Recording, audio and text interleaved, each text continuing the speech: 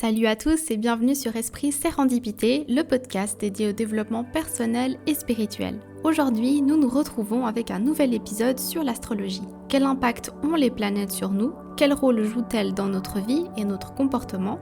Et comment les repérer sur notre carte astrale? C'est ce que nous allons voir dans ce 36e épisode.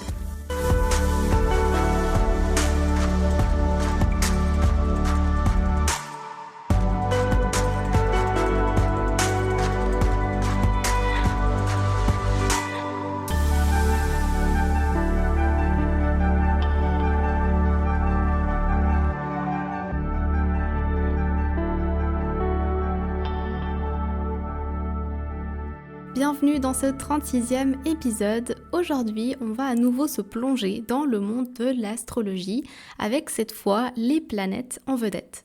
Si vous tombez sur cet épisode par hasard, sachez que j'ai déjà fait 2 épisodes sur l'astrologie.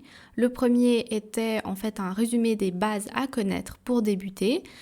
J'avais parlé rapidement de l'histoire et de l'origine de l'astrologie, des 3 emplacements principaux à connaître et dans le 2e épisode, on avait commencé à lire notre carte astrale, notamment en nous penchant sur la signification des maisons astrologiques. Donc si vous ne les avez pas encore écoutés, sachez qu'ils sont là à votre disposition si nécessaire. Donc pour ce 36e épisode, on va aborder la signification des planètes. Comme je l'avais dit dans l'épisode 34 sur les maisons astrologiques, les planètes sont les acteurs et les maisons astrologiques les scènes. Donc les planètes vont chacune avoir un caractère différent, des motivations et des moteurs différents et exprimer tout ça dans un secteur particulier de votre vie. Et évidemment, tout ça sera teinté aussi de l'influence du signe dans lequel ça se trouve. Par exemple, avec Mercure dans la maison 6 en Sagittaire, ce ne sera pas pareil qu'avoir Mercure en maison 2 en Scorpion. Voilà, c'est ça qu'il faudra voir et qui nous donnera de précieuses informations. Mais on va y aller petit à petit.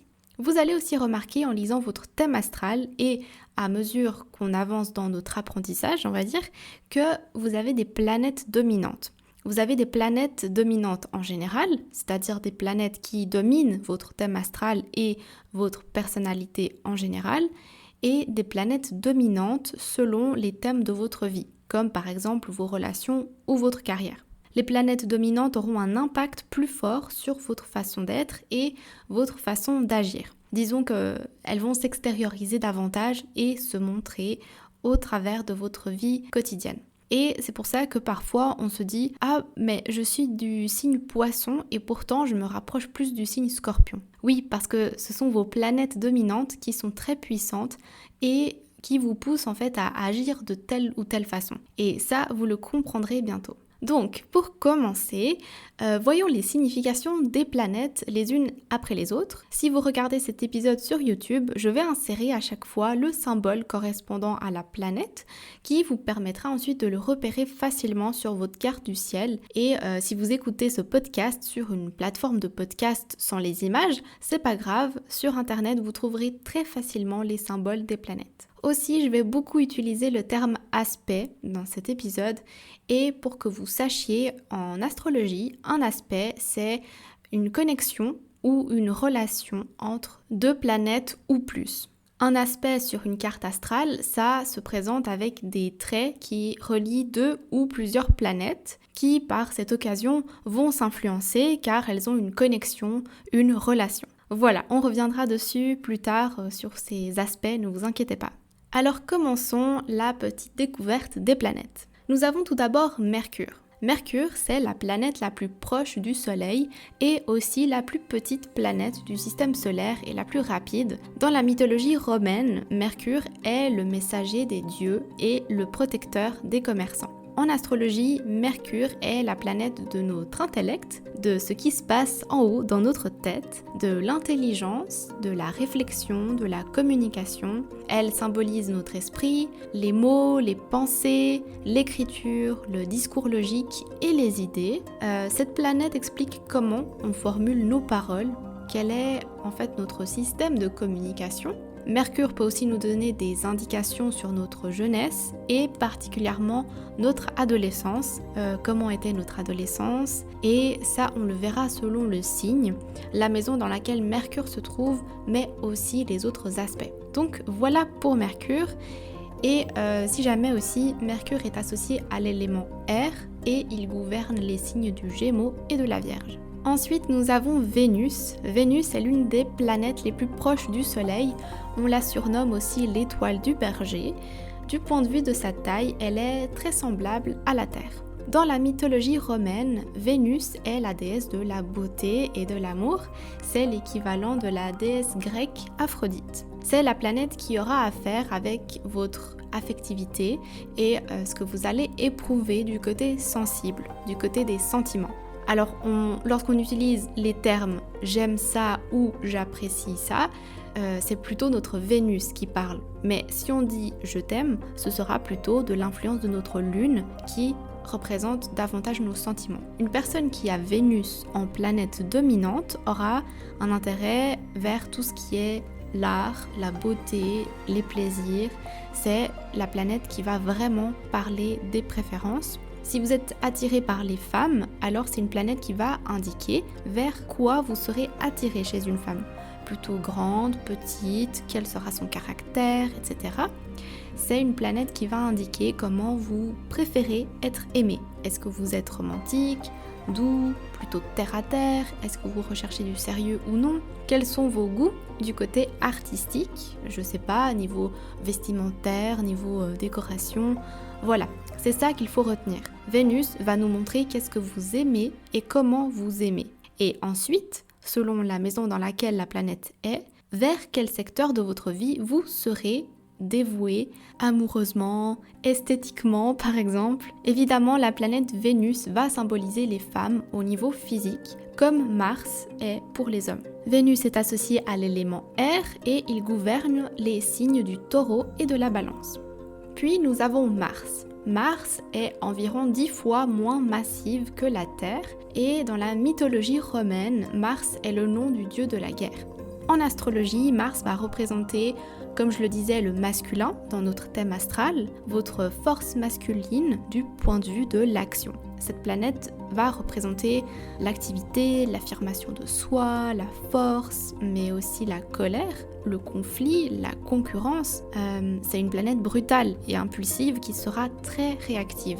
Donc Mars va montrer comment vous initiez l'action. Selon les aspects avec les autres planètes et l'endroit où il se trouve dans la carte du ciel, Mars va montrer dans quel secteur de notre vie on va devoir, entre guillemets, se battre pour obtenir ce que l'on souhaite.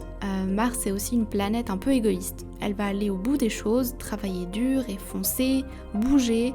C'est pas forcément une planète qui va nous pousser à réfléchir avant d'agir. Non, au contraire, elle va juste nous pousser à bouger et à s'activer dans une direction. Cette planète peut aussi parler de vos préférences masculines. Par exemple, si vous êtes attiré par les hommes, qu'est-ce que vous préférez chez eux? Alors, selon le signe dans lequel se trouve Mars, vous préférez, je sais pas, les hommes plutôt minces, petits, grands, forts, plus drôles, plus travailleurs, plus originaux. Donc regardez où Mars se trouve dans votre thème astral et vous verrez le genre d'homme vers qui vous êtes attiré. Mars est associé à l'élément de feu et gouverne les signes du Bélier et du Scorpion. Ensuite, nous avons Jupiter. Jupiter, c'est la plus grosse planète de notre système solaire, mais aussi la plus légère parce que c'est une planète gazeuse. Pour vous donner une idée, elle fait 12 fois le diamètre de la Terre. En mythologie romaine, Jupiter est le roi des dieux, mais aussi le dieu du ciel, dieu de la lumière, du tonnerre et de la foudre. C'est donc le dieu romain qui gouverne la terre et le ciel, ainsi que tous les êtres vivants qui s'y trouvent. Les Romains ont fini par associer Jupiter au dieu grec Zeus. En astrologie, c'est la planète de la générosité, de l'expansion, de l'enthousiasme, de la fortune, de l'optimisme, de la vérité. Donc toutes les planètes que Jupiter touchera, dans les aspects par exemple, elle les rendra plus joyeuses, plus généreuses, plus optimistes, Une personne qui aurait la planète Jupiter en dominante dans son thème astral sera donc une personne plutôt généreuse, chaleureuse, optimiste. Mais dans un côté négatif, Jupiter pourra rendre les planètes en aspect parfois un peu fainéantes ou extravagantes, naïves même parfois ou prétentieuses. Jupiter va aussi représenter nos normes sociales, la loi et le cadre. La planète Jupiter va aussi parler des possibilités d'expansion de l'individu. Elle va parler de notre capacité à réussir. Elle va aussi représenter parfois les voyages, mais pas juste les voyages d'un pays à l'autre, mais ça peut être les voyages de l'esprit, donc de la philosophie, ou alors si on parle de voyage physique, ça parlera de l'envie de voir d'autres choses, d'autres manières de faire.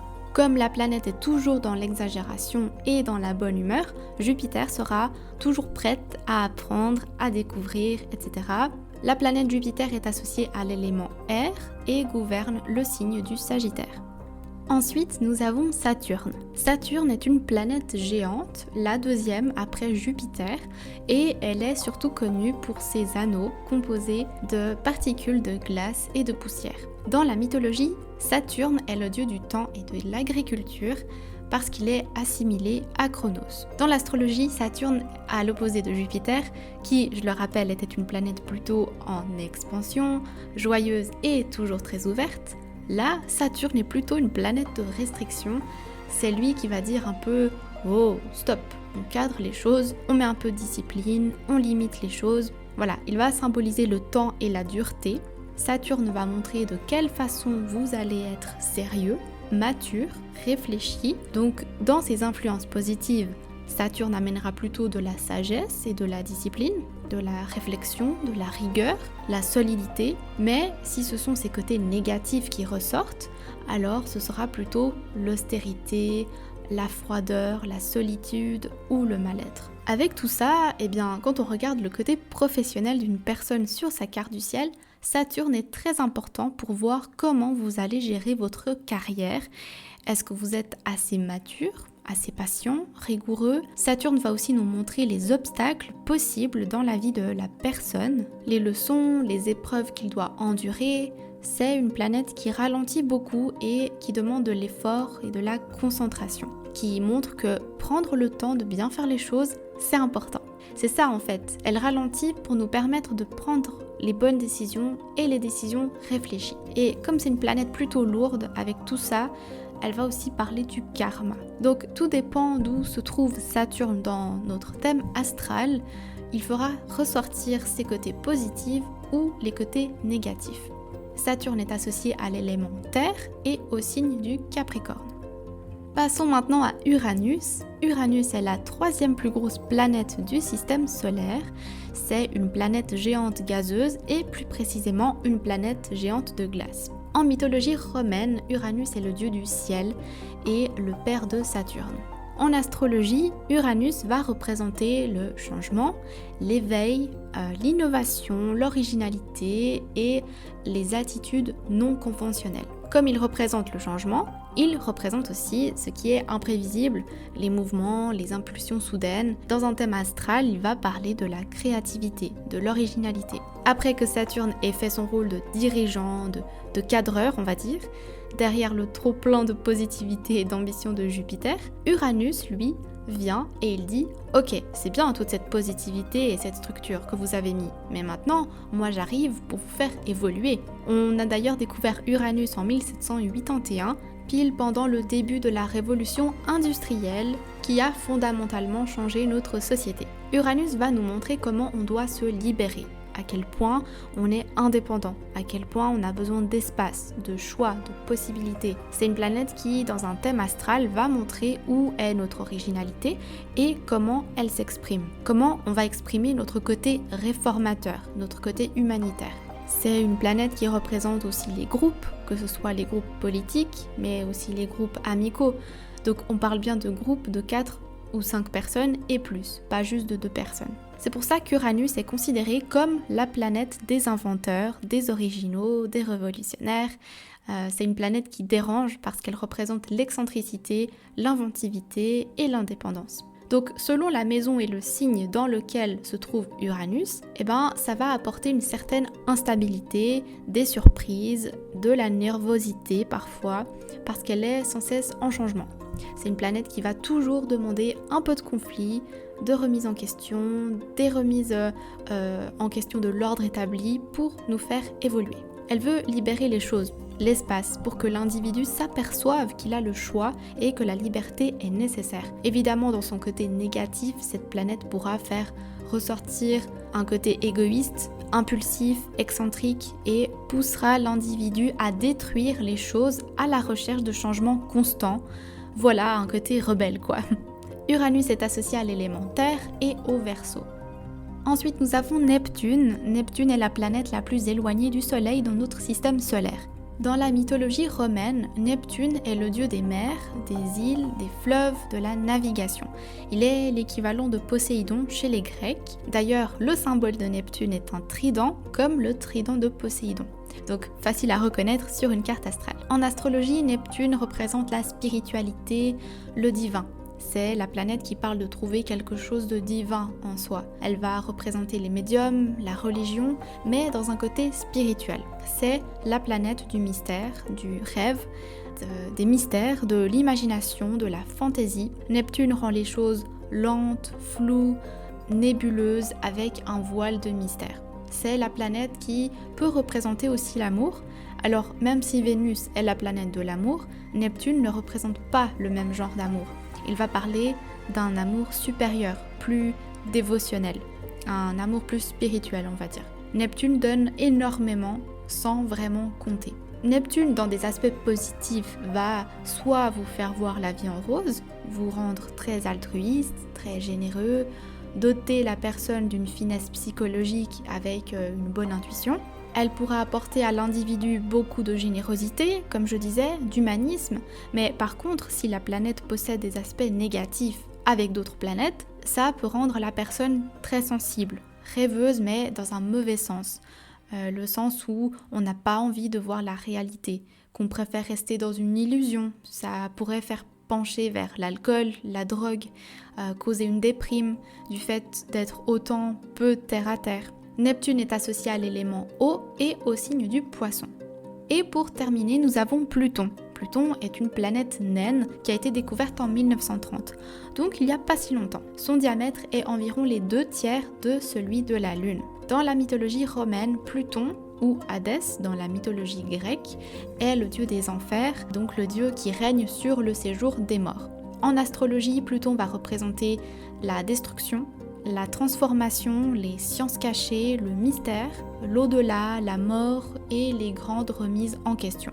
Et comme c'est une planète attachée à la mort, justement, elle va symboliser la rupture, la fin vers un nouveau commencement, une renaissance. C'est un peu une planète supérieure à Mars, dans le sens où Mars avait une énergie aussi guerrière et combattante, mais plutôt terrienne. Et là, Pluton parle de combat et de guerre, mais niveau spirituel, un niveau plus évolué. Pluton a été découvert dans la période entre les 2 guerres mondiales, ce qui, je trouve, représente bien son thème, ce thème de destruction et de mort. Pluton, c'est aussi la planète de l'observation, de l'analyse, mais aussi de l'instinct sexuel.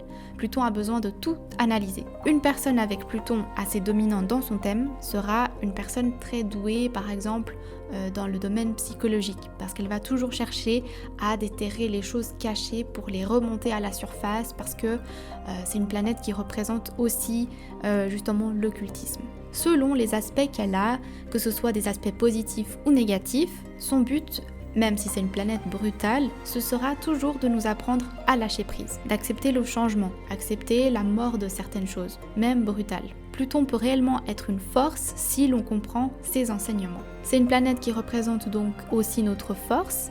Elle va montrer comment on se relève des épreuves difficiles. Si par contre il y a des aspects négatifs avec d'autres planètes, ça pourrait faire remonter des angoisses, des tendances à la manipulation et mener à des crises complexes. Pluton est associé à l'élément eau et au signe du Scorpion. Voilà pour les planètes qui vont nous occuper pour les prochains épisodes. Évidemment, je n'ai pas parlé du Soleil ni de la Lune parce qu'on en a déjà parlé dans les 2 autres épisodes et que vous savez déjà leur signification. Maintenant, vous pouvez déjà commencer à repérer ces planètes sur votre carte du ciel grâce aux symboles que j'ai mis sur YouTube ou les symboles que vous trouverez sur Internet. Ça vous permettra déjà du coup de savoir où se trouve par exemple Pluton, dans quelle maison, avec quel signe, où se trouve Mercure, dans quelle maison, avec quel signe, etc. Et ensuite, on apprendra ce que sont vraiment les aspects, qu'est-ce que ça veut dire, qu'est-ce que ça a comme impact.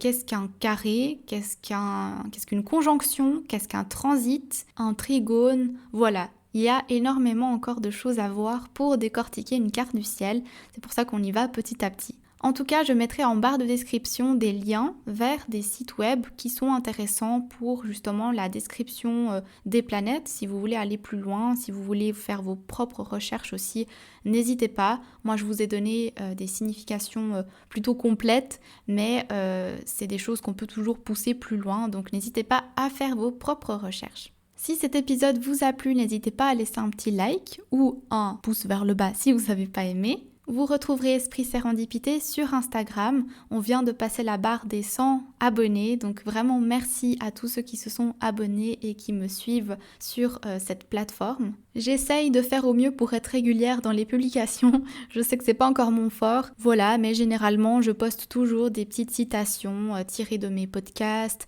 des extraits aussi de mes épisodes et aussi des suggestions de lecture, que ce soit développement personnel ou spiritualité, qui pourrait peut-être vous intéresser. Alors n'hésitez pas à aller jeter un œil. Et pour écouter les épisodes d'Esprit Sérendipité, c'est sur toutes les plateformes de podcast habituelles, mais aussi sur Spotify et YouTube. Donc on se retrouve la semaine prochaine pour un nouvel épisode. D'ici là, prenez soin de vous et à bientôt.